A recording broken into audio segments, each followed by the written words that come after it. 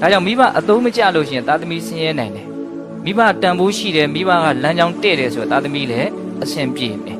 ဒါမှမဟုတ်လက်ဦးဆရာလို့မြတ်စွာဘုရားဂုဏ်ပြုထားတဲ့မိဘတွေဟာသားသမီးတွေရဲ့စံပြဖြစ်ဖို့လိုတယ်ပေါ့နော်အကောင်းဆုံးကတော့ကိုယ်သူတို့မွေးရရစမြင်နေရတာကိုယ့်ရဲ့နေတာထိုင်တာပြောတာဆိုတာတွေးတာကြံတာတွေအကုန်လုံးကအစင်တန်းမြင့်နေရင်သိချသလောက်နီးပါးသားသမီးရလည်းအစင်တန်းမြင့်နေမယ်လို့ဦးဇင်းကတော့ယုံကြည်နေတယ်ဒီလိုပဲမြင်ပြီးတော့သူတို့ရှင်းသားမှာလေ